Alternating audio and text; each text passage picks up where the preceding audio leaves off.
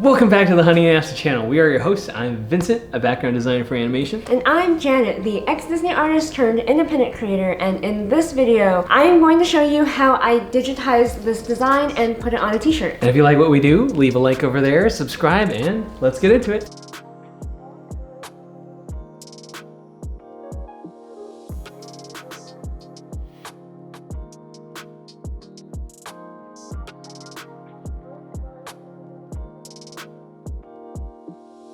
Let's get digital. Yeah, so if you watched the last video, you would have seen me coming up with this design in pencil, and it took weeks and weeks and weeks and weeks to finish this in pencil, and now I scanned it, and now I'm digitizing it. Nice. Now, why are you drawing this again, this time in the computer? I like turning the pencil into a print, which we've done. For shirts, it kind of needs to be a crisp line. And most people use Adobe Illustrator or a vector-based program to design shirts usually, but because our work is so illustration heavy, I really prefer using Photoshop because it gives, like, look at that line. It's more charming and it's more unique, whereas Illustrator, everything looks way too crisp, way too logo-like. So we're using Photoshop in order to achieve the line work and the colors and all that stuff. Nice. And your design philosophy, you're not thinking in digital, you're thinking like you're doing this traditionally, right? Exactly, yeah. And you know, for the style of this piece, because you know, I can get away with gradients and rendering a little bit in pencil, I am treating this like permanent ink. And in order to achieve the look, I had to change the style slightly. So I was looking at a lot of etchings and stuff like that, and I was really inspired, again, by the way money looks, because it has to be printed and everything. It also can't have very many gradients. And they achieved this look with this really graphic hatching style that I just put everywhere instead of shading. Nice. And you can see that I'm carving out the line. What you typically should do, instead of carving the line and like really massaging it and thickening it, you should really be able to achieve the line in one stroke for the most clean look. But to save some time, and also I kind of like the wobbliness of the edge, so not very patient either, though, too. Yeah. So let's be real here. Yeah.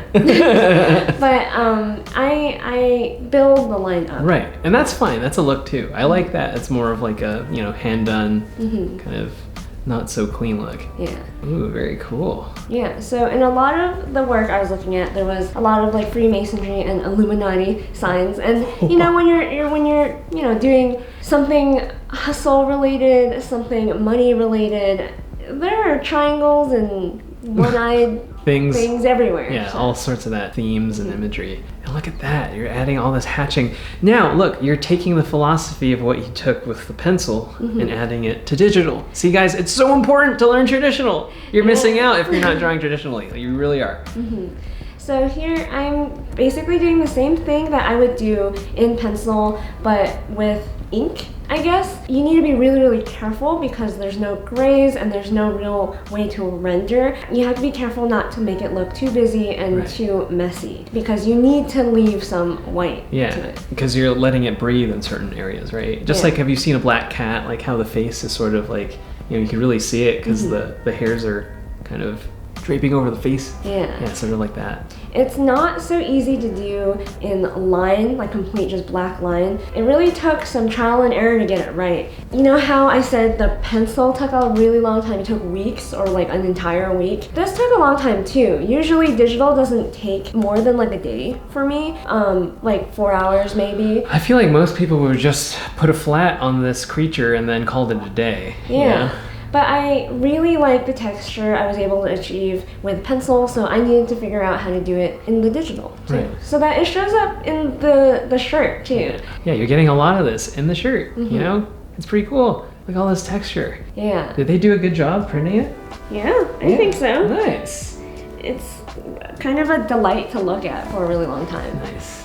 For these bigger masses, it's fine to just fill it in. Right, and like I like how towards like, you know, the stuff that's not the subject, like the ends of the wings get darker. Yeah. Yeah, sort of like how like your fingers You add red to them. Yeah, It has like this gradient. It's cool. It's designing shape and gradients without having gradients. Yeah. Yeah.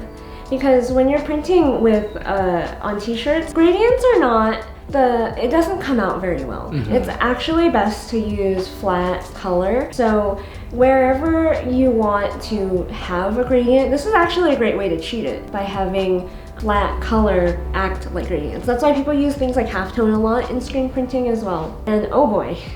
Oh, no way. You did this? Yes. Oh my god, how long did this take? So long. I just sat there for hours and hours just doing this. It was awful, but you know, it gives a really cool gradient, like halo effect. And you know, I was about to do that for a lot of her face as well, but with female faces, you have to be really careful how much hatching you add to it, otherwise it looks crazy. Yeah, you lose the appeal. Nice, and now you added flats so fast. Wow. Yeah. You just skipped that whole thing, right? Yes, I skipped that because that's like hours. Yeah, hours. I basically just selected all the different shapes and put a flat color underneath. And now I've actually custom hand lettered this hustle type. We took typography in school. Yep.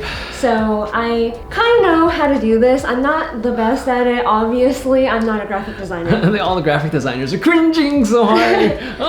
But this is my custom hand lettered hustle type. And I had designed it smaller actually for the print version of this. So I had just dragged and dropped it to this design and I had to resize it. So even though I had already designed it once, I basically had to do it again. So lesson to you guys, make everything bigger than you actually need it because you never know what you're going to turn it into. Never know. Nice. You can see me using the pen tool. I have some knowledge of how to do graphic design in Illustrator, so I use that knowledge to use the pen tool to basically make my life so much easier when I'm trying to outline this type as I'm resizing it up.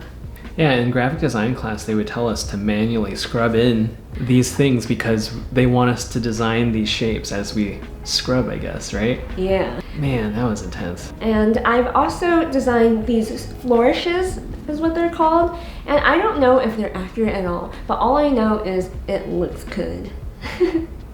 Looks really cool. Yeah, so after I've designed and really resized the type to the proper size, proportional to the drawing, nice. I went in and I did the final palette. So this green, yellow, red palette, something very like luxurious and reminds you of money. That's why it's green. Yeah, this olive green. Nice. Yeah. And I go in and I add highlights where it needs to go. And you know, I'm looking at it and it's starting to really come together now. Yeah, I think so too. Yeah. Oh, you're adding these highlights. Nice. Yeah. So one technique that I like to do is I like to make a mask on top of the line art layer, and then I will add highlights to the line work, not to the flat shape underneath. Nice. Oh, these feathers are really popping out now. Yeah. Oh. And I like to add colored line where I can too. Like her outfit is not completely black. There's like white lines and stuff like that. Nice. That looks really awesome. Yeah, so that's the finished design and I put it on the shirt. Wow. Wow, it was on the screen and now it's on the shirt. What?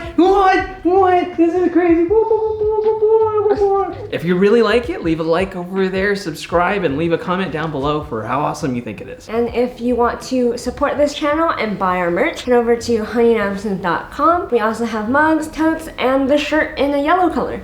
Yellow. Awesome. If you want more videos like this, check out these other videos. And if you really like what we do, check us out on LinkedIn, Instagram, TikTok, wherever you can find us. And don't forget to dare to dream.